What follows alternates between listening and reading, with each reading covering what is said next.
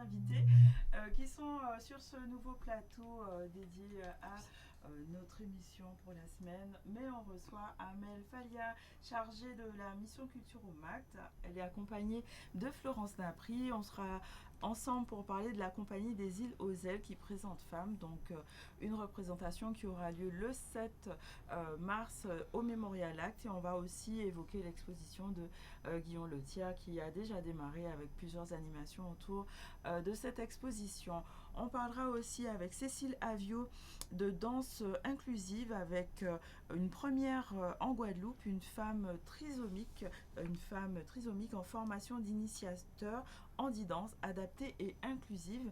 Elle est la fondatrice de cette pratique d'handidance et elle sera là pour nous parler de sa formation. Ensuite, avec Claudie Lombion, notre chroniqueuse, il s'agira de parler de financement public, notamment les clés de l'entrepreneuriat au féminin en Guadeloupe. Que disent vraiment les chiffres? Ce sera très intéressant d'en parler. Au niveau de l'actualité, au sommaire, on parlera des décisions stratégiques de la CAL lors du conseil communautaire.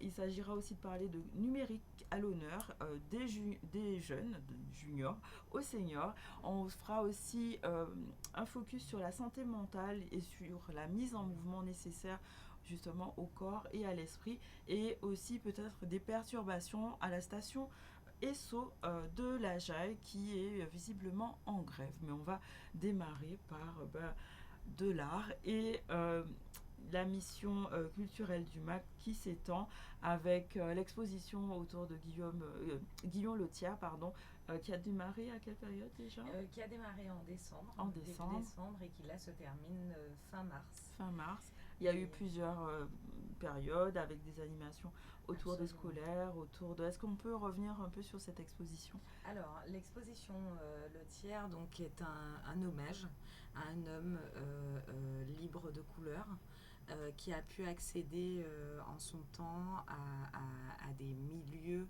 qui étaient a priori totalement interdits aux libres de couleur, tout simplement. Et donc c'est une manière pour le Memorial Act de rappeler que certains personnages et certains héros, je pense qu'on peut dire, modèles, en tout cas, certains modèles ont donné l'exemple depuis bien longtemps. Donc c'est un peintre néoclassique, de l'époque néoclassique, ce qui nous ramène au 19e siècle quand même. Donc voilà. Alors, comment a été accueillie cette exposition par le public? Quels sont les retours que vous avez pu avoir? Puisque depuis décembre, il y a eu, j'imagine, beaucoup de visites. C'est ça, on a eu pas mal de visites, beaucoup de scolaires. Le public... Est-ce qu'ils connaissaient? Alors, les élèves, non. Pas forcément. Mais donc, ils découvraient. Les adultes, peu aussi, finalement, parce qu'on connaît beaucoup d'humains, mais beaucoup moins le tiers. Donc, c'était une façon aussi d'emmener le public à découvrir un Guadeloupéen dont il n'avait pas connaissance. Cela dit, monsieur Victor Saint-Silly avait déjà entamé un travail assez profond sur le tiers. C'est pour cela aussi qu'on l'a invité à une carte blanche qui va démarrer là, cette semaine avec des ateliers. Comment reconstruire le serment des ancêtres ensemble. Donc ce sera là aussi l'occasion d'une autre manière de découvrir l'exposition et le travail de Letière.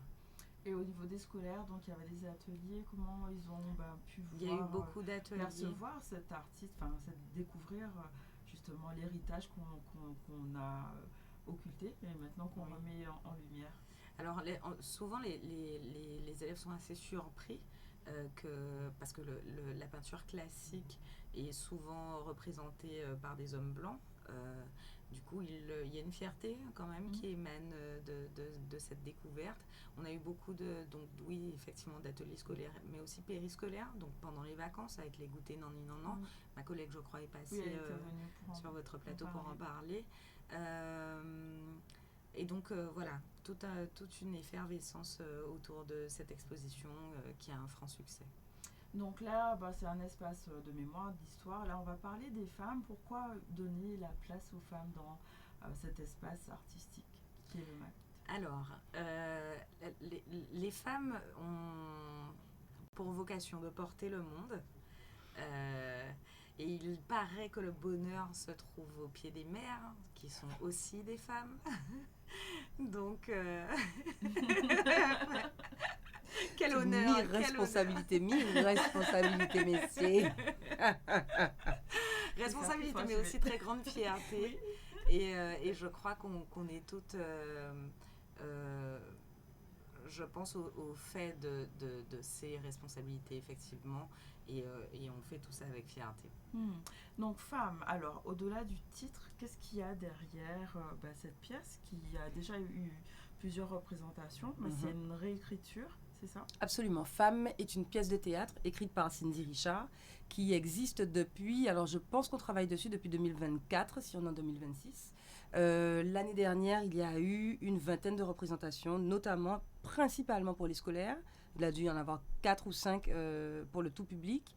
Et en décembre dernier, nous sommes repartis en résidence de travail à Charnay pendant 10 jours avec Rita Ravier, qui est alors elle est chorégraphe, elle est comédienne, et elle est également metteuse en scène. Et elle a mis en scène de nouveau cette pièce Femme. Donc il y a combien de femmes sur scène? Il y a 5 femmes sur scène.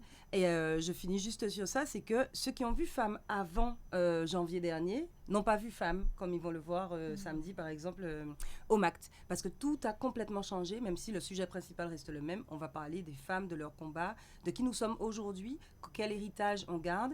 Et donc, Varentia Antoine, Lucille Cancel, Cindy Richard, Solange Mazot et moi-même portons ces histoires de femmes d'aujourd'hui qui sont les héritières des femmes d'hier et qui sont surtout celles qui vont transmettre aux femmes et aux enfants de demain, au peuple de demain, au pluriel, aux sociétés de demain, qu'il est nécessaire, à mon avis, de réinventer dans la simple idée de vivre un peu en tranquillité et en sérénité. Oui, et en sécurité. Ouais. Un peu plus maintenant. Un peu plus, beaucoup. Donc ça parle de quoi? D'histoire, de confidence, Alors, de quoi parle cette pièce? J'ai un grand sourire parce que c'est très difficile de répondre à cette question.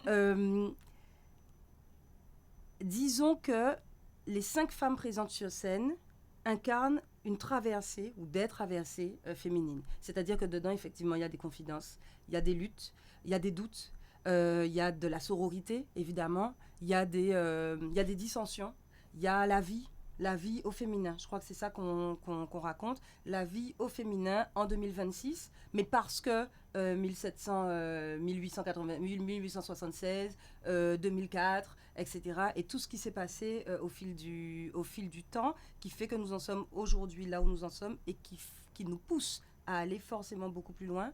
Parce que, alors, il y a quelque chose qui revient encore tous les 8 mars, c'est la Journée internationale des droits des femmes. Mais oui, pourquoi est-ce qu'il y a une journée des femmes? Pourquoi est-ce qu'on ne fait pas une journée des hommes? Les femmes ont déjà tout ce qu'elles veulent. Mais c'est précisément pour ça, voilà, c'est précisément pour ça que cette pièce-là existe. C'est parce que si les femmes, exactement, si les femmes étaient en sécurité dans la rue, si les femmes n'avaient pas à se poser la question du salaire qu'elles touchent face à un homologue masculin qui est exactement au même niveau qu'elles, exactement, si les femmes n'avaient pas à se poser la question de faire ou non des enfants, parce que ça peut avoir des conséquences sur leur carrière, etc., etc., il n'y aurait pas besoin de faire de pièces, il n'y aurait pas besoin de 8 mars. Ça veut dire qu'il y a encore du chemin à parcourir. Ça ne veut pas dire qu'on est en train de se plaindre parce qu'il n'y a rien qui fonctionne. Ça veut dire qu'il manque encore plein de choses pour qu'on soit parfaitement heureuse et qu'on le mérite bien. C'est forcément une œuvre militante, c'est une œuvre féministe portée magnifiquement par les comédiennes qui sont sur scène, par la metteuse en scène, par l'autrice évidemment, donc la metteuse en scène Rita Ravier, l'autrice Cindy Richard et ces cinq fantastiques femmes que nous sommes quand on porte ça. Alors le public visé, c'est qui? Tout public? Everybody, enfants, bien sûr. Alors déjà les enfants, nous baillons, on paquette et j'espère qu'on va pouvoir continuer à les rencontrer. C'est toujours super intéressant. Oui. De toute façon, la salle se divise vite, les femmes, les hommes. C'est indéniable. Tout de suite, on est les dans filles une compétition et les garçons. Oui. Et c'est dommage, oui, dans un premier temps, parce que l'idée, c'est pas cette lutte-là. La lutte ne doit pas être entre les genres. La lutte doit être pour une avancée, parce que l'avancée des femmes est forcément l'avancée de la société, donc l'avancée des hommes. Mais ça, c'est encore difficile à faire entendre. Les élèves prennent... Qu'est-ce qui fait qu'ils ne comprennent pas ça, en fait? Alors, oui, bien sûr. Parce que type de réaction. Parce que questionner la société, c'est questionner les privilèges. Et pour l'instant, dans les histoires qu'on raconte, les hommes ont quand même plus de privilèges que les femmes dans nos affaires. Et donc, accepter de se poser la question de qui je suis dans ça, quelle est ma part de responsabilité, qu'est-ce que j'accepte, moi, homme, qu'est-ce que je fais, moi, homme, sur quoi je ferme les yeux, ça demande vraiment ça demande de l'humilité. et ça demande du courage. Une maturité. Et une maturité, courage, etc. Et ça demande de faire l'effort de... Et nous savons, nous pas aimer faire effort. Là, nous paye pas faire effort, nous pas faire effort. Et donc là, on vient les choquer. Voilà. Donc il y en a plein qui réagissent avec joie, bonheur et trucs. Et puis il y en a d'autres qui sont un peu, non, c'est pas pour moi. Ça me concerne pas. Et ça, c'est l'autre partie. Ça s'appelle femme. Donc il y a plein d'hommes qui vont se dire, c'est pas pour moi. Et c'est embêtant parce que c'est pour nous. Il faut que ce soit pour nous. Et ce sur quoi je compte. Est-ce que du coup, le terme femme, c'est pas du coup restrictif Je crois que quoi qu'on choisisse, on se met dans une situation où on ne sera pas parfaitement heureux. Dire femme, pour préciser d'emblée de quoi on parle, c'est risquer d'avoir de côté les gens qui se disent pas féministes ou les hommes parce qu'ils se sentent pas concernés. Choisir quelque chose de beaucoup plus large, c'est risquer de fâcher les féministes qui vont venir dire ah ben oui mais on aimerait quelque chose de plus revendicatif, ou alors ne pas intéresser ceux qui ont envie d'aller vers quelque chose de plus virulent. Bref. Quoi qu'il arrive, on ne peut pas satisfaire tout le monde et c'est très bien. C'est très très bien comme ça. Moi, ça me va très bien. Donc, non habitant là, c'est femme parce que c'est madame qui a parlé de madame. Et qui voulait que tout le monde pétende pour y trouver place à dans la société là. Ça. Et il me semble que c'est intéressant de l'entendre et d'aller chercher ce qu'on ne connaît pas. Et c'est aussi ça l'intérêt de l'art, c'est d'aller bousculer des espaces qui sont bien établis. Bien sûr, toujours. Ça, c'est toujours le cas, même avec Guillaume Letière. Absolument, c'est toujours pour ça qu'on fait de l'art. Ouais, absolument. Et effectivement, justement, pour revenir à Guillaume Letière, nous allons mettre en place des capsules artistiques qui vont précéder des visites d'exposition de la temporaire, donc de Guillaume Letière. Et en fait, on va, si vous voulez, vulgariser le propos sans en perdre la qualité. Pour emmener le public à visiter Letière autrement, à l'emmener sur des questions contemporaines et à questionner le temps et ce que cet héritage nous a permis de construire aujourd'hui. Donc ce sera tous les jeudis, à partir de ce jeudi 5 jusqu'au jeudi 26, de 18h30 à 21h30. Donc chaque visite sera précédée d'une capsule artistique. Donc c'est pour permettre une compréhension différente aussi. C'est ça, exactement. C'est pour emmener c'est pour démocratiser le propos finalement. Je reviens juste à la pièce femme. Est-ce que après la pièce, généralement, il n'y a pas un débat qui se chaque fois qu'on fait les scolaires, il y a débat. Oui. Ça fait partie du package quelque part parce qu'il est important de permettre au public de mettre des mots et à chaud sur ce qu'il voit. En tout cas, ce jeune public, parce qu'on les bouscule, on les choque. Et on ne le fait pas systématiquement avec le public, le grand public, parce que là, c'est aussi un espace d'évasion, de bousculade à accepter et à assumer. Donc, en fonction des... Voilà, c'est ça. En fonction des situations, il y a débat, tour de table, etc. Et il n'y a pas débat institutionnalisé, en tout cas. Mais, de toute façon, quoi qu'il arrive, au moment de sortir de scène, on a des retours et des discussions à prendre avec le public qui a envie de questionner ceci, cela. Mais oui, mais quand vous avez fait ça, moi j'ai senti que... Ah ben oui, mais à tel moment... Voilà, mais ça, c'est toujours bienvenu. Donc, on a dit samedi 7 à 20h 7 mars, au MAC. Il reste encore des places. Il reste encore quelques places, mais donc dépêchez-vous de... Il paraît qu'elles partent depuis hier, les gens. Absolument. Donc, voilà. Enfin, dès la mise en ligne. Génial, super. Super. Et donc, on a parlé des jeudis, donc avec cette capsule. Les After Hours. After Hours. C'est ça, dans une capsule Kiltika Chill. Wow. Voilà. Okay, ça c'est un beau titre. Donc 18h30 tous les jeudis jusqu'à la fin de l'exposition. Absolument, jusqu'au 26 mars. Et la carte blanche avec Victor Saint-Silly. Victor Saint-Silly qui démarre, il me semble, dès demain. J'espère que je ne vais pas me faire taper sur les doigts.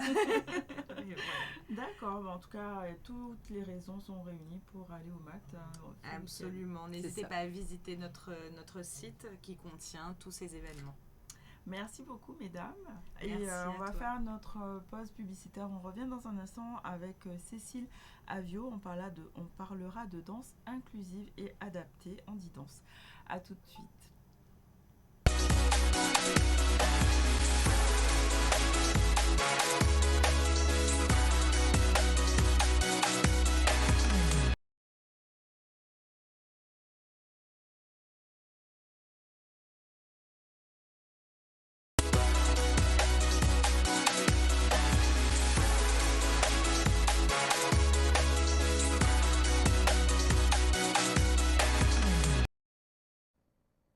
de retour sur le plateau du ZCL qui est un peu expatrié, mais nous sommes avec vous jusqu'à 14 heures. On va recevoir dans un instant Cécile Avio qui est fondatrice de la pratique Handidance, présidente de la Fédération Handidance adaptée et inclusive. Bonjour. Bonjour Emmanuel. Un plaisir de te recevoir encore. Et tu viens nous parler de la formation qui a lieu actuellement et notamment de cette première en Guadeloupe où une personne trisomique participe à cette formation. C'est ça, et je dirais même que c'est pour la première fois en France. En France. En France, c'est un grand honneur parce que c'est en Guadeloupe que cela se passe. Et c'est une jeune femme atteinte de la trisomie 21 qui suit cette formation complète, donc 105 heures de travail. Elle apprend à enseigner la danse auprès des personnes en situation de handicap moteur, physique, polyhandicap, auprès des déficients intellectuels, même les autistes, les déficients visuels, auditifs et les personnes âgées avec ou sans dépendance. Donc, c'est vraiment une grande première et c'est un point d'honneur que je me fais parce que l'inclusion, ça fait plus de 30 ans que je me bats. Et, c'est une réelle inclusion. Vraiment. Symbolique, réelle. Complètement. C'est la réalisation pour moi, même si c'est pas fini, je l'espère, de beaucoup de travail sur le fond pour cette inclusion. Voilà. Ok. Est-ce qu'on peut revenir justement sur le concept même de l'handidance adaptée inclusive? Qu'est-ce que ça nécessite comme compétences particulières pour faire ce type de pratique? Alors, on a des modules de formation où il n'y a pas forcément de prérequis, comme on dit, et d'autres, il y a des prérequis. Ça dépend du diplôme qu'à l'issue, les stagiaires auront. Donc, nous aurons essentiellement des danseurs ou des professionnels de la danse, ou simplement des personnes qui ont envie vraiment, ça leur tient à cœur, qui travaillent en structure spécialisée, par exemple, qui veulent ouvrir des ateliers d'expression corporelle. Pour le cas de Maëlie, pour son cas à elle qui est trisomique, c'est une danseuse déjà. Donc il a fallu juste structurer les comptes et travailler sur des mots d'action pour optimiser le mouvement. D'accord. Donc l'handidance, ça existe depuis combien de temps? Si on peut revenir sur la genèse un peu. Alors j'ai créé ma méthode en 1992. J'ai créé mes premiers ateliers en 1994 et j'ai créé l'association en 1996. J'ai commencé avec les sourds malentendants. J'avais Emmanuelle Laborie, qui est actrice sourde malentendante, qui m'a portée sur cette mission, si je puis dire. Et puis ça ne s'est pas arrêté. J'ai fait danser des milliers de personnes en situation de handicap depuis, puisque tout était à faire. Donc j'ai toujours dit oui. Et à l'heure d'aujourd'hui... Combien de personnes pratiquent à peu près 70 000 sur le territoire de la France. Énorme. Oui. Et puis, nous avons toujours aussi notre semaine Handidance qui a lieu sur l'Hexagone, qui accueille 1 millier de personnes en situation de handicap, de danseurs sur scène, sur 6 demi-journées de spectacle. En Guadeloupe, il y a la rencontre et le concours Handidance Caraïbes également. C'est très bientôt, c'est le 10 mars. Nous avons à peu près 200 à 250 danseurs. Ça ne fait qu'augmenter. Et là, nous avons 26 chorégraphies présentées. Donc, c'est un record pour le moment. Je suis très, très heureuse aussi de ce développement. Et l'année prochaine, on fêtera les 10 ans d'implantation de cette pratique en Guadeloupe. D'accord. Combien de personnes formées en Guadeloupe? Alors, formées ou concrètement en action, on va dire. Voilà, c'est ça le problème. Nous, ce que j'aimerais bien, franchement, c'est que voilà, c'est pas formé pour rien. Il faut former, mais après qu'ils puissent continuer. Bon, après, c'est vrai qu'il y a toujours des incidents de la vie, etc., des parcours différents. Mais bon, en tous les cas, vraiment, en action, je dirais une quinzaine. D'accord. Ouais, mais ce n'est pas suffisant. Il y a encore beaucoup à faire. Qu'est-ce qui manque en fait pour que ça soit plus, on va dire, développé? Eh bien, en fait, comme tu disais, plus de personnes de formées, ça c'est important. Pourquoi? Parce que nous, les valides, les autonomes, on a le droit de choisir le type de danse que l'on veut faire. Jazz, oriental, classique, n'importe quelle option de danse. Eux n'ont pas le choix, ils doivent se plier à ce qui existe.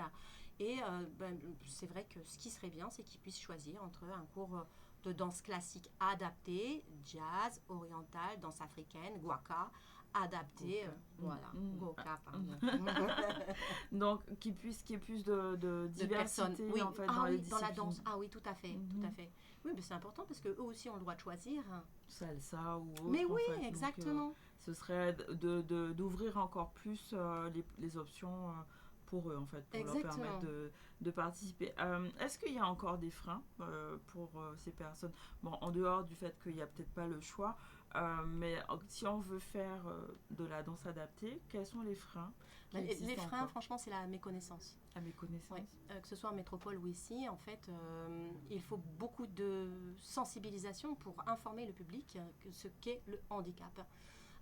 Qu'est-ce qu'une personne à mobilité réduite, une aveugle, que dans la vie de tous les jours, comment Surtout ça se qu'il y a passe, comment différents leur parler. types de Mais oui, handicap, en complètement. plus, ouais. Donc je pense qu'il faut passer par la sensibilisation et il faut en faire énormément pour que les gens puissent déjà changer au niveau de leur regard, de leur compréhension de la personne, parce que ça peut arriver du jour au lendemain Oui, à un chacun accident, d'entre bien nous, sûr. un accident, tout simplement. Donc je pense que cette méconnaissance-là, elle est importante à travailler.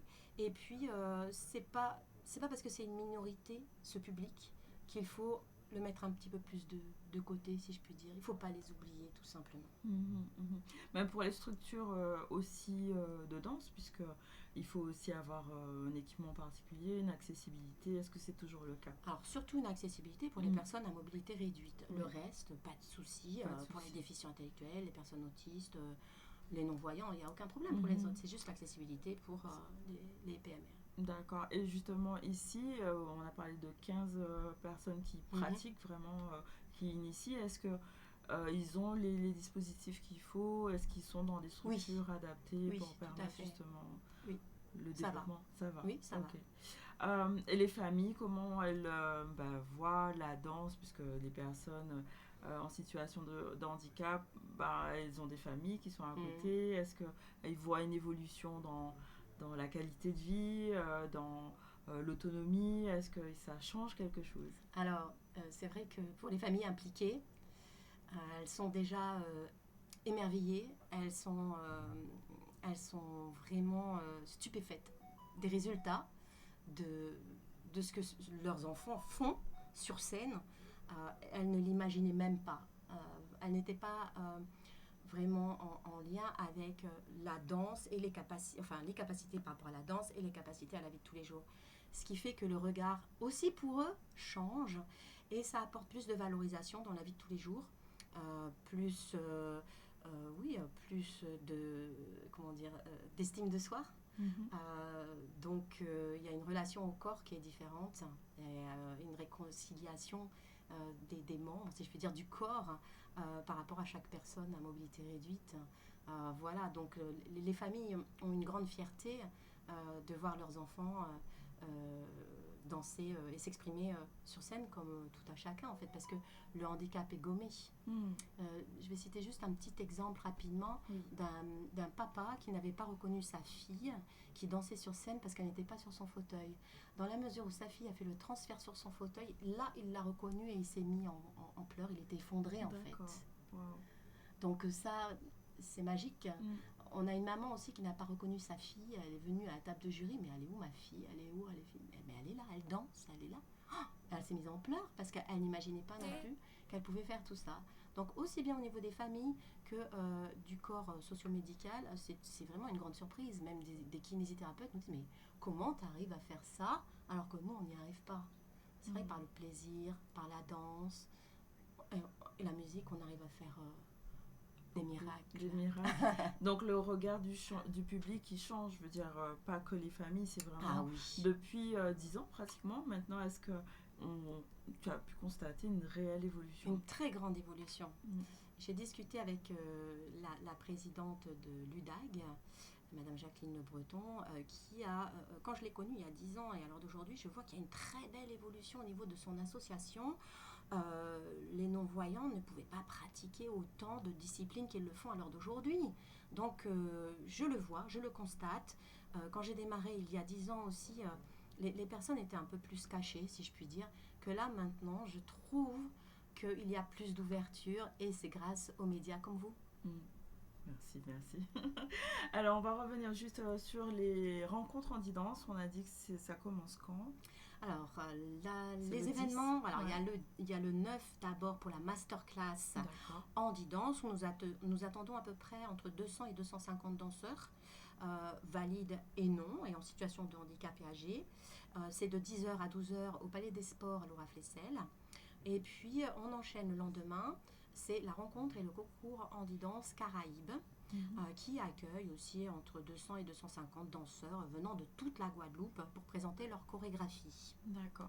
Au niveau des rencontres chorégraphiques, du concours, comment ça se passe la grille, le jury, comment tout ça s'est organisé Alors, quand les danseurs participent en rencontre, le jury doit les juger sur ce qu'ils vont ressentir, sur l'expression des danseurs ou la qualité technico-qualité, plus la qualité aussi des costumes, des décors, etc. Et en fonction de ce qu'ils vont ressentir, tous vont partager une phrase, une récompense, ça écrit sur le diplôme nominatif en fait. D'accord.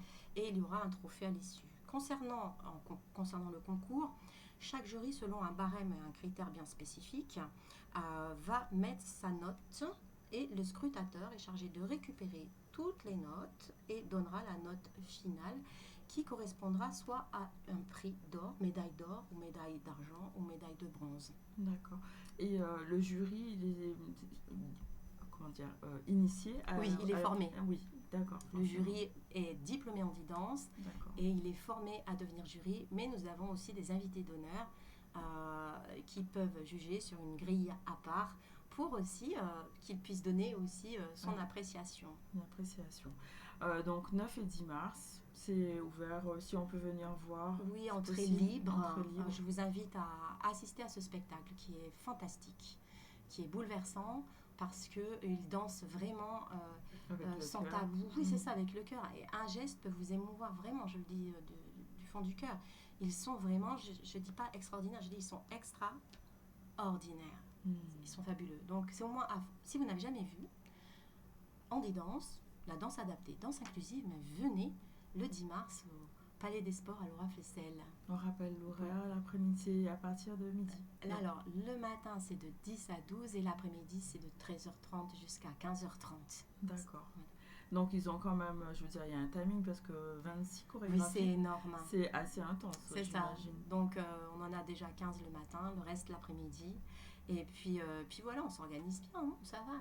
Ok, en tout cas, rendez-vous Palais des Sports, Laura Flessel, Petit-Bourg, on a dit le 9 et le 10 mars, c'est la semaine prochaine, j'imagine que tout le monde est en pleine effervescence, préparation pour mettre en lumière toutes ces personnes qui se dévouent autour de la danse inclusive et adaptée. Merci, pour tout ça, ce parcours et je pense qu'on ne manquera pas de venir saluer et voir ce symbole qui est important d'inclusion. Très important, merci à vous. Merci. On va revenir à l'actualité et parler du conseil communautaire de la CARL qui a eu lieu, permettant de voir les dossiers structurants pour le territoire. On parle de développement économique, d'aménagement, de gestion du service public, des décisions qui impactent directement les habitants. On voit un reportage de Max Morel. C'est vrai que c'est un projet phare porté par notre président, Luc Tonton, ainsi que les élus communautaires, afin de se fixer un cap. En fait, ça doit vraiment être la boussole des élus du territoire, quel que soit quels que soient les élus qui seront aussi élus pour la prochaine assemblée communautaire en avril, de pouvoir fixer vraiment les grandes orientations sur notre territoire. Donc, le choix qui a été fait, c'est que ce projet de territoire s'est structuré autour de 5 axes. Donc, l'axe économie, l'axe gouvernance, l'axe social, l'axe aménagement et l'axe environnement. Donc, dans le cadre de ces 5 axes, il y a une grande concertation qui a été mise en place avec les partenaires publics associés, c'est-à-dire les communautés d'agglomération limitrophes, la région, le département, avec la population aussi, parce que c'est vraiment important pour nous à la CARL d'aller faire avec la population, faire avec les usagers afin d'essayer de mieux comprendre leurs attentes. Et les fruits de ces travaux ont vu le jour aujourd'hui par l'adoption de ce projet de territoire actualisé.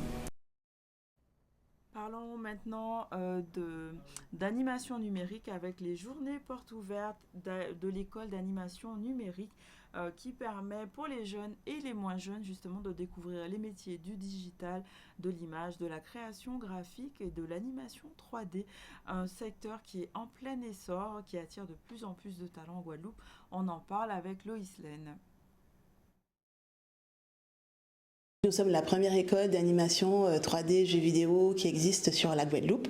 Ça fait déjà donc 10 ans qu'on existe sur la Martinique. Depuis 2024, on a ouvert donc sur le site ici à Jarry et on propose aux étudiants donc un parcours Bac+4, un bachelor d'animation 3D, aussi une prépa art, des ateliers pour les jeunes de 10 à 18 ans et bien sûr de la formation continue. Donc aujourd'hui, c'est notre occasion de vous ouvrir nos portes, de visiter les locaux, de rencontrer nos étudiants et d'avoir toutes les informations pour pouvoir connaître nos formations. Parallèle 14, j'en ai entendu parler parce que je suis tombée sur l'une de leurs vidéos sur les réseaux sociaux et par mon entourage qui ont fait du bouche à oreille et surtout que je souhaite aller dans le motion design et ils m'ont recommandé cette école. Nous, on forme au métier de l'animation 3D, du jeu vidéo, des effets spéciaux, de la communication visuelle, de l'IA générative de l'image. On reste toujours tout ce qui est autour de l'image animée et de la 3D, puisque c'est notre cœur de métier, ce sont les actions sur lesquelles, les objectifs pour lesquels on a mis en place notre programmation pédagogique. J'ai appris que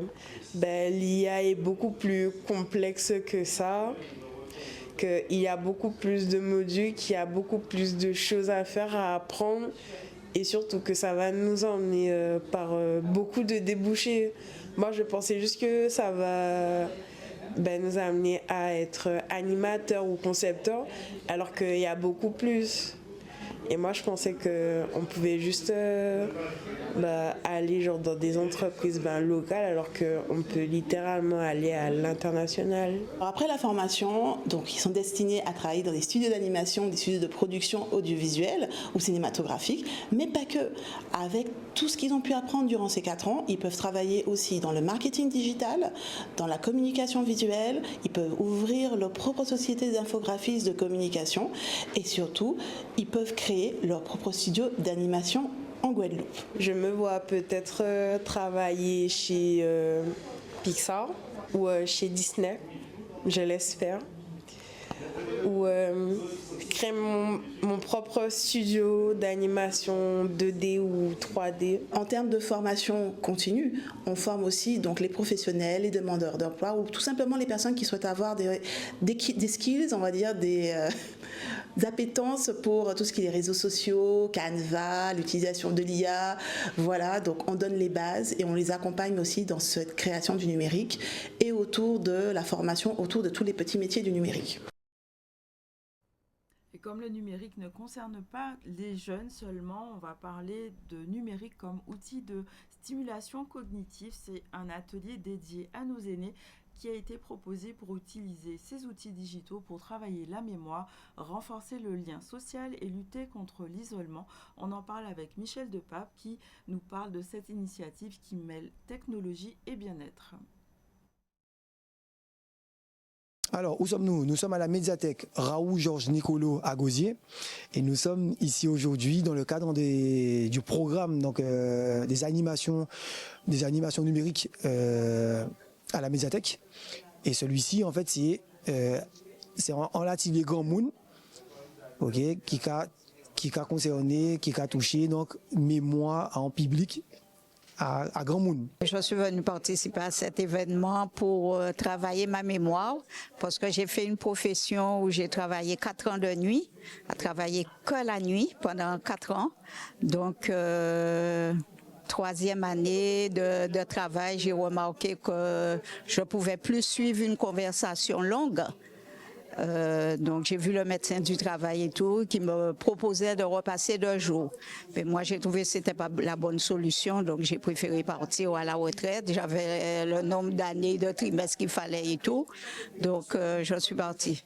Et comme maintenant j'ai pris de l'âge et j'ai remarqué en plus je peux pas lire un livre. Si c'est un roman, je ne peux pas vous dire ce que j'ai lu dans les premières pages. Et si c'est une conversation aussi, je ne peux pas suivre une grande conversation. Donc j'ai dit, il faut que je travaille ma mémoire. Nous avons plusieurs ateliers. Là, particulièrement, nous avons fait, parce que c'est mon cas dit nous, là, il y a venu ici dans le cadre de l'union problème pour routine certains bitins, événements pour la mémoire. Donc, quand on dit nous qu'a fait, on dit dans ces cas-là, on peut mettre des bitins en place. Donc à partir d'une tablette, Donc, nous téléchargeons plusieurs applications, mais là, nous prenons Focus, ok, nous testons, il y avait plusieurs monde, il y avait des collègues aussi. Et en fait, nous avons plusieurs modules, et on choisit 3 modules, et à nos 3 modules là, ça, on a donc 3 DG à chaque fois. Ok? Et à fait, c'est on la travail en manière simple. Hein?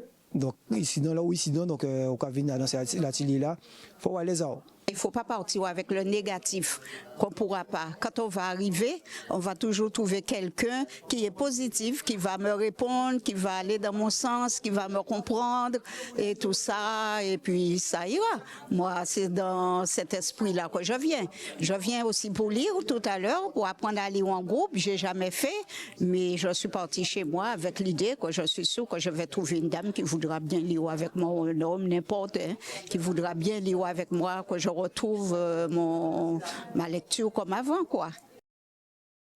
Voilà, donc le numérique c'est important. On parlera de santé mentale tout à l'heure après notre pause publicitaire et on reviendra aussi sur l'entrepreneuriat au féminin avec Claudie Lambion. À tout à l'heure.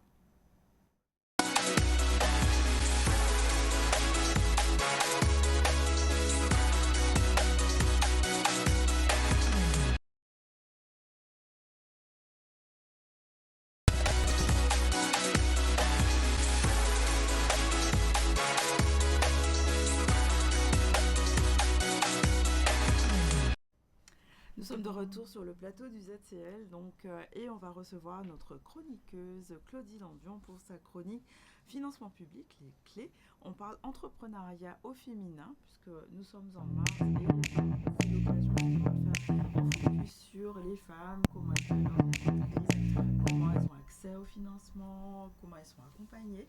Et donc le mois de mars, c'est le mois du droit des femmes et on choisit d'en parler aujourd'hui avec Tout à fait. Merci beaucoup. Alors, pourquoi nous parler des chiffres clés pour cet entrepreneuriat? Alors, aujourd'hui, effectivement, donc mois de mars oblige, petit clin d'œil à cette chronique qui va parler un petit peu de la part économique des femmes, spécifiquement en Guadeloupe, et de l'importance, au-delà, on va dire, de l'effet de mode ou quasiment du cliché de soutenir l'entrepreneuriat. On va comprendre pourquoi il est important pour nos économies, et singulièrement nos économies caribéennes, qu'il faut soutenir l'entrepreneuriat des femmes. Donc, au-delà du symbole, véritablement, il y a un impact économique, et on va le voir tout à l'heure dans le cadre des différents chiffres que je vais dérouler auprès des téléspectateurs. Des chiffres, alors parlons-en. Alors tout d'abord, on va déjà poser le débat, poser le contexte, en rappelant quelques faits importants au niveau de la Guadeloupe. Alors en 2023, on va passer la première slide, on a eu plus de 8000 entreprises qui ont été créées, soit une hausse d'environ près de 3% par rapport à 2022. Et sur 6 créations sur 10, ce sont des micro-entreprises. On sait que le tissu entrepreneurial en Guadeloupe est largement marqué par la présence des très petites entreprises, 80-90% du tissu. Et les secteurs d'activité de ces entreprises, des micro-entreprises, sont surtout le service au ménage, service à la personne, la construction et BTP et le commerce. Donc il y a... Alors aussi, on va voir justement que dans ces fameuses 8000 entreprises, on a une part non négligeable de femmes entrepreneurs et effectivement dans des profils tout à fait, on va dire, symboliquement dit réservés aux hommes, mais les femmes prennent de plus en plus leur place dans ces métiers. Donc oui, en tout cas à l'échelle de la Guadeloupe, il y a une vraie dynamique entrepreneuriale. Super, donc ça veut dire que on peut créer, mais aussi il faut durer en fait dans le temps. Tout à fait, c'est là où le bas blesse, en effet, puisque c'est une chose de se lancer en tout cas dans la création d'activités, mais encore une chose, et donc parmi les outils qu'il faut, bien sûr, l'outil financier en fait aussi partie de la palette, mais il faut savoir durer et le taux de pérennité, donc ça se calcule un petit peu de manière statistique, le taux de pérennité à 3 ans est en Guadeloupe d'environ 55%. Comparativement au niveau national à 63% en moyenne. Donc on est véritablement largement en dessous, ce qui veut dire de manière très concrète qu'une entreprise sur 2 globalement va disparaître avant 3 ans. Donc c'est énorme et les contraintes elles sont quand même assez connues, on est quand même sur un petit marché, grosso modo 220 000 actifs. L'accès au financement, bien sûr, encore une fois, ça s'apprend, c'est un peu le but aussi de cette chronique, Et aussi, État insulaire aussi oblige, une forte dépendance aux importations par rapport aux typologies d'activités qui peuvent être créées. D'accord, donc est-ce que, alors on a parlé des contraintes, mais est-ce qu'il y a d'autres éléments qui peuvent rentrer en compte sur ça? Oui, tout à fait. C'est-à-dire qu'aujourd'hui, ce qu'on peut conclure, en tout cas, on a un tissu entrepreneurial extrêmement dynamique. Les Guadeloupéens créent ont cette volonté, je pense même historique, dans cette dynamique, on va dire, dans l'informel, en tout cas. Ma grand-mère, par exemple, n'était pas coutilleuse. Donc, véritablement, on a cette dynamique, non seulement du troc, mais aussi de savoir commercer. Maintenant, passer du pas à la structuration, c'est là aussi que vous passez à des niveaux d'échelle et monter en fait non seulement en compétences mais en taille. C'est là où se retrouve effectivement cette mortalité à 3 ans. Et donc les femmes dans tout ça, oui. Donc justement l'entrepreneuriat au féminin. On a parlé de micro-entreprise. Est-ce que il y a une différence par rapport au style d'entreprise? Tout à fait. Pour les femmes, il y a une répartition différente. Tout d'abord, en fait, les chiffres deviennent intéressants par rapport à ces statistiques, puisque en 2024, sur ces 8000 entreprises, on a plus de 40% qui ont été créées par des femmes. C'est dire la dynamique par rapport au national, où on est à environ 33%. Donc, on a, dans cette dynamique globale entrepreneuriale au niveau de la Guadeloupe, on a une part non négligeable, je le disais précédemment, des femmes. Et là où ça devient vraiment très, très intéressant, c'est une étude qui a été menée notamment par l'INSEE et par l'Université des Antilles il y a 2 ans, en 2024. On a cette nouvelle donnée importante sur le fait qu'on était tout à l'heure, je vous ai dit 55% de taux de mortalité, de pérennité, à 3 ans. Pour les femmes, on est à 83%. C'est énorme, c'est extraordinaire. Donc 83% des entreprises sont créées par les femmes, sont encore actives au bout de 3 ans. Donc on est largement supérieur à cette moyenne au niveau national. Donc c'est un indicateur fort et spécifique aussi à notre territoire. D'accord, donc il y a un peu moins, on va dire, d'entreprises de manière globale, mais elles durent dans le temps. Voilà, dans celles qui survivent, il y a un taux de pérennité de 83% et elles s'adaptent au travers des thématiques qu'elles choisissent d'embrasser dans l'entrepreneuriat. Elles sont effectivement plus résilientes, elles sont présentes, on a dit tout à l'heure, les services à la personne, donc ce sont principalement justement les femmes qui créent les micro-entreprises dans la thématique des services à la personne, dans la santé, dans le commerce et dans la formation aussi. Elles sont extrêmement présentes dans la formation. Ces secteurs-là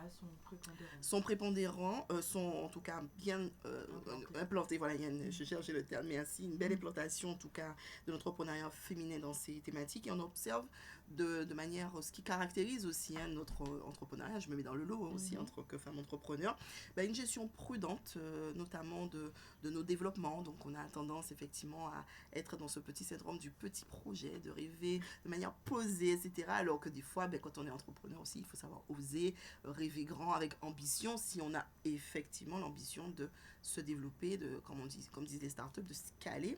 Mais c'est OK aussi si l'objectif, et ça je fais un petit clin d'œil au réseau Lila avec lequel je travaille, qui fait un formidable travail sur la Martinique et aussi sur la Guadeloupe. C'est aussi OK si vous souhaitez créer l'activité pour pouvoir vous créer votre propre revenu, stabiliser en tout cas vos revenus pour votre famille, etc. Tout le monde, effectivement, n'a pas l'ambition d'aller atteindre les millions. Ça, je parle pour moi. Donc, une gestion prudente. Donc, les femmes sont plus prudentes, en fait? Beaucoup plus prudentes. Moi, je pousse justement à se dépasser, à oser, voilà, le fameux oser, à être encore plus ambitieuse, puisqu'on verra tout à l'heure pourquoi. On a besoin aussi de ces femmes qui rêvent à exploser ce fameux plafond de verre et prendre leur part, en tout cas dans le développement économique de l'ensemble de nos territoires antilo-guyanais, puisqu'on va le voir tout à l'heure, ce sont des clés pour nos développements économiques à l'échelle de l'ensemble de la Caraïbe. Et on va voir pourquoi les chiffres le disent, c'est pas un vœu de moi-même, mais c'est une réalité en tout cas statistique et économique. Et donc ces femmes aussi, dernier point, entreprennent dans une logique d'impact et de collaboration. Donc on est vraiment sur des projets qui visent à, entre guillemets, un peu ce syndrome de sauveur, hein, peut-être assez maternel. Donc on est vraiment dans une dynamique de projets qui vont aider la société, qui vont accompagner les plus démunis, les enfants, l'appui à l'enfance, les aînés, la silver-économie. On va être dans tout ce qui va être éducation à l'économie circulaire, etc., gestion des déchets et tout. Donc on va avoir quelque chose des entreprises qui ont pour objectif d'avoir un impact sur la société. Et c'est important pour elles de prendre de plus en plus de part dans cette vision et dans nos économies. D'accord. Et c'est différent pour les hommes, en fait. Il y a un écart, là, avec les hommes? Alors, en fait, il y a un écart surtout dans la posture. C'est-à-dire que les hommes seront... alors, ils ont naturellement plus cette entrain, cette audace à dire, bah, écoutez, on va aller chercher, on arrive devant le banquier, moi mon projet a fait 1 million, je vais y aller, etc. Nous, on va dire, bah, on va commencer par 50 000, on va voir, On va s'adapter. on verra peut-être la prochaine fois, on reviendra, quand on aura fini le prêt dans 5 ans, on va revenir peut-être pour 100 000, mais on n'est pas sûr. Voilà, donc c'est ce qui... Il y a un frein vraiment psychologique qui fait qu'on a plutôt tendance à vouloir maîtriser les choses, temporiser et y aller à son rythme. Mais des fois, les territoires, les économies et les marchés ne nous attendent pas. Donc, il faut aussi des femmes qui sont un petit peu plus aguerries et qui osent encore plus, un peu comme les hommes, en effet. Parce que l'objectif, et tout ce mois, c'est un petit peu ce que moi je vais dire, l'objectif n'est pas de nous opposer. L'objectif est que nous soyons dans une complémentarité, dans une zone où nous avons 2 dynamiques différentes, mais il faut qu'on les équilibre pour le bien du territoire. Justement, alors bon, c'est hors cadre de ce qu'on a préparé, mais est-ce qu'il n'y a pas cette volonté pour les femmes entrepreneurs de vouloir faire comme les hommes et du coup de ne pas être à l'écoute de comment elles devraient fonctionner? Peut-être, puisque c'est un peu le modèle qui est opposé en fait, hein, le modèle de l'homme qui a eu cet accompagnement, et puis historiquement dans les foyers qui étaient vraiment, on va dire, matrifocaux dans nos territoires, et historiquement, la mère était plutôt dans la gestion et dans la dynamique du foyer, et c'est l'homme qui allait effectivement récupérer les deniers pour faire vivre la famille. Donc en effet, il y a eu cette vision selon laquelle la place de la femme est plutôt dans le foyer, administrer le foyer, mais en administrant le foyer, elle a appris comment on gère un budget. Donc ça veut dire que hors du foyer, elle est capable de gérer des hommes et des ressources financières. Donc c'est un petit peu cette image-là, en effet, qu'il faut apprendre à intégrer, à accueillir, j'aime bien ce terme, pour les nouvelles générations. Alors par rapport au dispositif public, est-ce qu'il y a des freins justement à l'accès pour les femmes Alors tout à fait. Je disais tout à l'heure que aujourd'hui, pourquoi les femmes doivent et pourquoi on doit embrasser cette thématique et soutenir l'entrepreneuriat féminin, et pourquoi ça peut être une solution aussi pour nos économies, parce qu'il existe une étude qui date un petit peu maintenant, qui commence du FMI, qui date de 2018, qui a démontré à l'échelle mondiale l'impact de la diminution des inégalités entre les hommes et les femmes, et notamment le fait que les femmes prennent plus de proportions dans les économies. Et cette élimination des disparités permettrait d'éliminer, donc statistiquement c'est l'étude du FMI qui le dit, une augmentation du PIB, donc de l'activité, de la valeur économique des territoires, de 35%, et à l'échelle de la Caraïbe, ce serait plus de 20%. Donc en fait, cette étude qui s'appelle, excusez mon accent, Economic Gains from Gender Inclusion, New Mechanism, New Evidence, for sure. For sure. Donc l'objectif de cette étude était vraiment de voir à l'échelle mondiale quelles étaient en fait au niveau de la planète géographiquement où l'inéquité homme-femme avait un impact en fait sur le PIB des entreprises et sur les économies. Et on se rend compte que si on améliore sur certains territoires, dont le nôtre, Caraïbes, Amérique latine, en fait, clairement, on a la possibilité d'augmenter en fait le niveau global de nos économies, et notamment l'augmentation et le plein emploi. Donc soutenir l'entrepreneuriat au féminin, ce n'est pas uniquement un symbole, ce n'est pas uniquement le mois de mars, c'est vraiment une urgence et un enjeu économique majeur, surtout sur un territoire avec un chômage aussi chronique. Dans la Caraïbe, ça veut dire que oui, c'est quelques milliards de plus dans nos économies. Donc oui, c'est important en fait de comprendre l'importance, alors désolé de la redondance, mais c'est pour moi un vrai flambeau que je porte, d'expliquer non seulement aux femmes, mais aussi aux hommes et aux institutions l'importance de soutenir pour le bien commun, non seulement pour que population aille mieux par rapport aux thématiques que nous choisissons, mais surtout que nos économies permettent à nos jeunes de se serrer beaucoup mieux par rapport aux emplois et la capacité de gérer que nous avons de manière collective au niveau féminin. Quels sont les freins actuels justement à cette... Alors on a 3 catégories, un petit peu ce que je disais, le fameux je vais prêter que 50, pas 1 million, etc. Donc on a des freins qui sont souvent internes. Donc on a certes la difficulté d'accès au financement par manque de formation, par manque d'ambition, par manque de structuration et d'accompagnement. Donc là, ça c'est véritablement statistiquement, puisque les femmes vont demander aussi moins aux banquiers, elles vont plutôt faire leurs preuves d'abord avec soit les fonds de proches ou leurs propres fonds, ce qui fait qu'à un moment donné, on va se retrouver devant le mur où c'est soit on va solliciter des financements pour poursuivre, ou c'est justement parce que ça va plus et là le banquier c'est même pas la peine d'aller le voir, puisque justement il y a un banquier qui avait dit quelque chose de très très juste que j'ai rencontré: quand on démarre une activité, on est une opportunité pour la banque; quand on commence à avoir des difficultés, on devient un risque. Donc c'est au démarrage, quand on débute, qu'il vaut mieux aller voir le banquier, parce qu'on est plein de fraîcheur, d'ambition, et surtout on a du cash d'abord. Donc on devient une véritable opportunité. Donc le principal frein, c'est donc cette connaissance et comment mieux maîtriser l'accès au financement. Deuxième, c'est l'accès au réseau, puisque ça les hommes savent faire. C'est vrai que les networking, les after-work à 17-18 heures, en général c'est madame qui gère les foyers, etc. Donc il y a aussi cette éducation masculine, on le verra tout à l'heure, qu'il faut faire aussi pour permettre à la femme aussi de se réaliser quand elle décide et souhaite entreprendre, et du coup lui permettre de, elle aussi, networker, faire des contacts professionnels et d'avoir accès à ses réseaux professionnels et à ses réunions professionnelles aussi de nuit.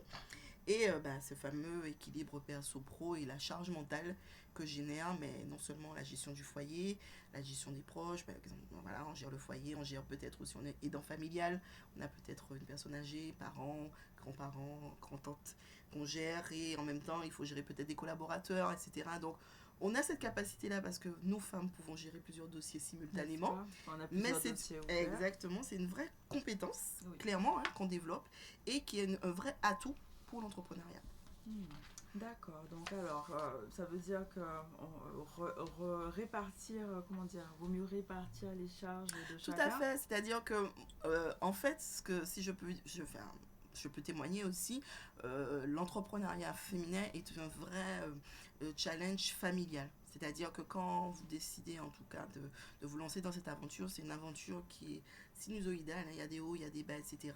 Mais il faut, quand on est en couple, avoir un vrai partenaire qui comprenne et qui accepte et qui fait partie du game en fait, qui fait partie de l'entreprise, alors soit de manière réelle, en étant collaborateur, ou soit en permettant et en acceptant que madame aille se déplace en mission à l'extérieur ou aille à des rendez-vous, etc. Parce qu'en fait, on est en train de construire, donc c'est un véritable projet familial et c'est important de le concevoir comme ça. Et même si on n'est pas encore en couple, l'équilibre qu'on doit trouver avec son conjoint, en tout cas la personne qui va vous accompagner ou qui va aussi vous aider à élever les enfants, sera cette personne qui va savoir accueillir votre puissance. N'est-ce pas? Voilà. Donc ça veut dire que les femmes, elles peuvent entreprendre, mais elles le prouvent déjà en fait, et qu'il est nécessaire de structurer un peu l'environnement proche. Déjà. Tout à fait, les chiffres sont parlants, les femmes savent entreprendre, elles n'ont pas de frein en tout cas à créer leur activité. Maintenant, c'est comme elles arrivent à performer malgré un contexte contraint, avec, on l'a vu tout à l'heure, étroitesse du marché et autres, etc. Elles arrivent quand même à rester pérennes. Je témoigne, ma première entreprise a 23 ans, voilà. Donc on arrive à perdurer, à faire des entreprises qui durent dans le temps, mais il faut véritablement, la clé reste de leur apprendre à mieux intégrer leur leadership, à mieux comprendre comment fonctionnent les outils d'accès au financement, se former pour bien comprendre ce qu'on appelle vraiment l'éducation financière de ces femmes. Donc la formation leadership à l'éducation financière, pour qu'elles comprennent l'importance qu'elles ont pour permettre, grâce à l'émancipation économique qu'elles auront acquise, de pouvoir permettre au territoire de s'émanciper de manière beaucoup plus globale. Et ce que je dis là est valable pour toute la zone Caraïbe et singulièrement pour la zone Antilles-Guyane. Donc les femmes, c'est l'avenir de l'emploi. Ah, les femmes, tout à fait. Mais avec les hommes, Non, en avec complémentarité les hommes. encore. Voilà. Je parle souvent d'équité plutôt que d'égalité. D'équité, effectivement, c'est la racine d'équilibre. Pour moi, on a chacun notre part, sauf qu'il faut qu'on nous laisse aussi pleinement notre part. Il faut l'apprendre. Oui, et ça, je suis d'accord avec toi. Il faut l'apprendre. Et je suis d'accord avec toi. Et donc là, il s'agit de ça justement avec ton actualité, puisque on parle Tout à fait, un nouveau livre. Tout à fait, alors c'est voilà, un nouveau bébé. Un nouveau bébé, lettre à voilà, Gabriel. Voilà. Je n'arrête pas, mais c'est effectivement bon, j'ai le syndrome de l'entrepreneur, c'est vrai que je l'ai depuis tantôt, et c'est vrai que ce mois et ces thématiques et ces sujets font vraiment écho à mon engagement vis-à-vis de la transmission, de l'éducation financière, de l'accompagnement de manière non genrée, comme j'aime à dire, donc des entreprises et de l'économie de nos territoires, mais singulièrement effectivement depuis 10 ans, notamment au travers du concours que j'avais accompagné à se déployer sur le territoire anti-Guyane, Bioboss pour ne pas le nommer. J'avais véritablement découvert cette fameuse mission de vie qui m'a plutôt découverte que moi les chercher, et j'ai trouvé qu'il était important effectivement d'accompagner, et c'est bien après avoir lancé cette dynamique-là que j'ai découvert notamment l'étude du FMI qui m'a donné raison en fait, qui a donné un sens qui dépassait à ce combat, à cette envie de faire émerger en tout cas cette envie d'entreprendre pour les femmes, et ce depuis le plus jeune âge. Et c'est aussi l'importance aussi d'accompagner dès le plus jeune âge nos fils à comprendre l'importance de devenir de vrais alliés dans les sociétés, mais aussi dans le couple qu'ils auront choisi.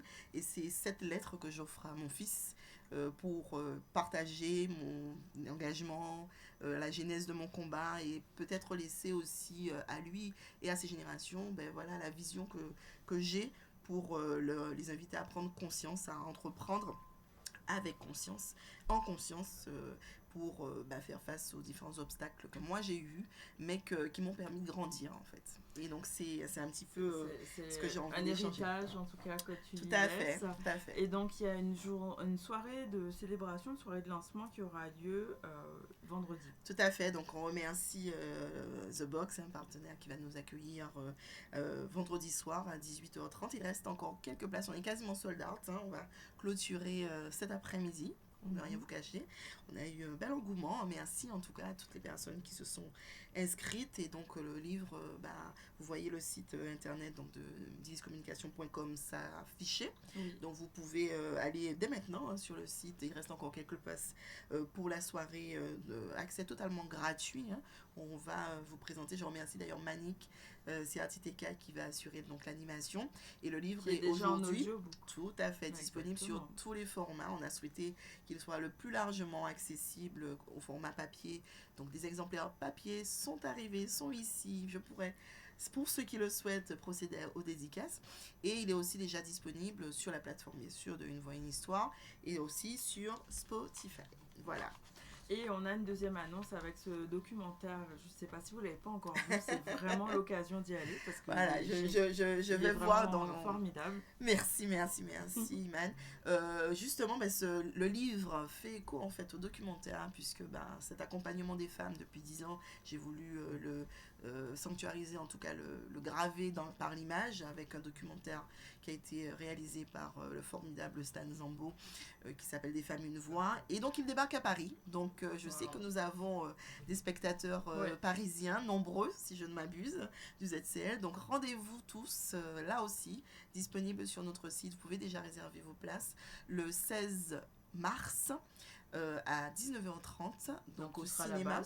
Je serai sur place, je vais présenter avec l'équipe du film, présente sur place, on va discuter, donc on va présenter le film, et ensuite on va avoir un échange avec l'équipe du film, et on va aussi présenter le livre. Donc on vous attend, je l'espère, nombreux. Donc ce sera au cinéma 7 Parnassien, qui est donc à Montparnasse. Vous avez toutes les informations sur notre site internet et sur la billetterie que vous pouvez, à laquelle vous pouvez avoir accès dès maintenant.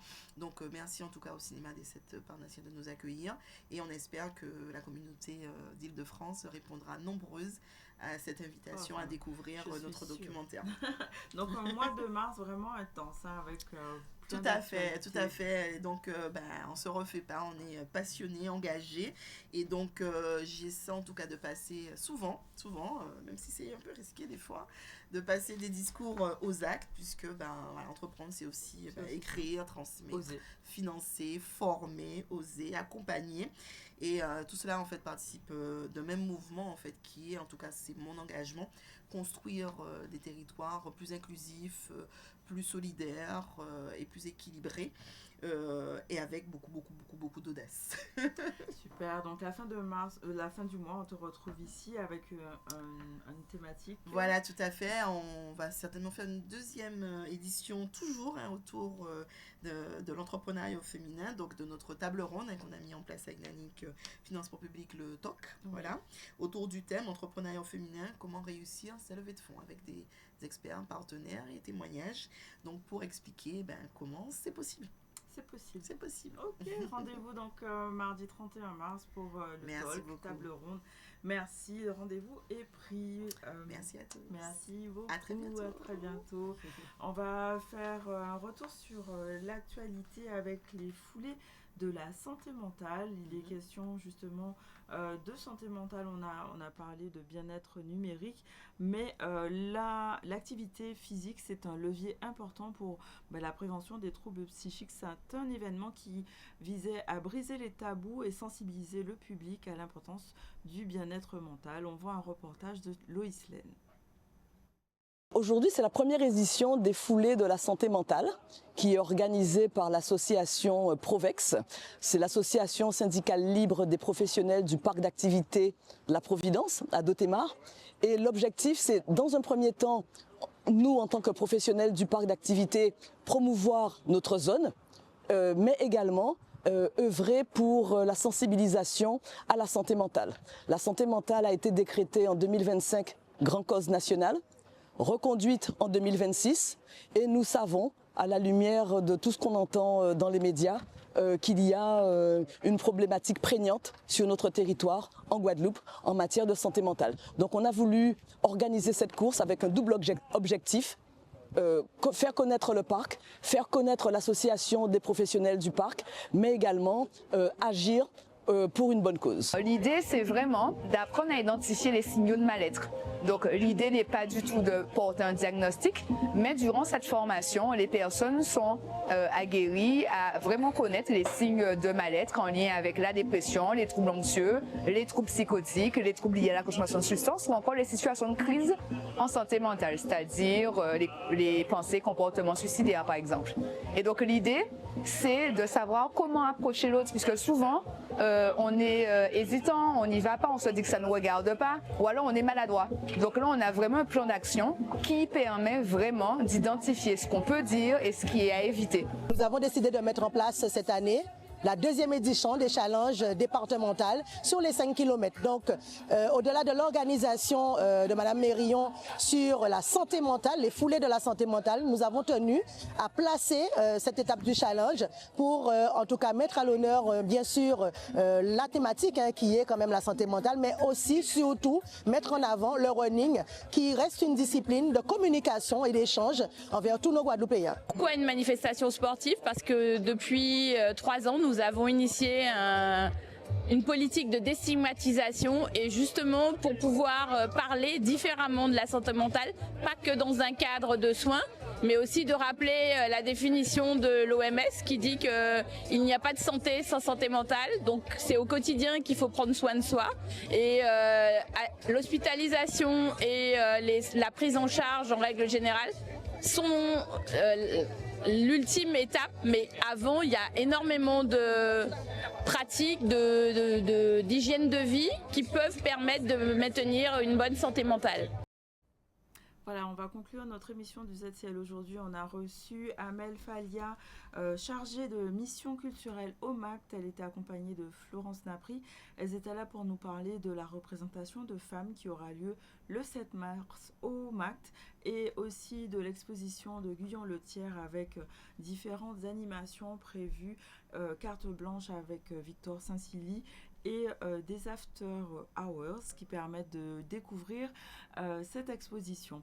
On a aussi vu avec Cécile Avio, fondatrice de la pratique Handi-Danse et présidente de la fédération Handi-Danse adaptée et inclusive, de cette formation qui a lieu actuellement en Guadeloupe et notamment de cette personne trisomique qui permet d'avoir une formation d'initiateur, donc une première en Guadeloupe et en France aussi. Elle nous a parlé des rencontres qui auront lieu le 9 et le 10 mars à Petit-Bourg avec le concours et les masterclass pour permettre de découvrir cette pratique. On vient de voir avec Claudie Lambion, notre chroniqueuse, l'entrepreneuriat au féminin. Que disent vraiment les chiffres? On en parlera de façon plus détaillée avec les levées de fonds, comment les faire avec ce talk qui aura lieu le 31 mars. On vous donne rendez-vous avec elle aussi vendredi à The Box et plein d'autres actualités, on en a parlé ensemble. Au niveau de l'actualité, au sommaire de cette édition, on a parlé des décisions stratégiques de la CARL avec le conseil communautaire. Il était question de numérique avec à l'honneur avec les jeunes et aussi avec les seniors. Et on vient de voir la santé mentale, comment la mise en mouvement est importante justement pour se faire du bien. On a parlé de plein de choses, plein d'actualités. Voilà pour aujourd'hui. À la technique, c'était Yann et Samuel. Et on se retrouve très vite au ZCL. C'est plus que de la télé, bien sûr.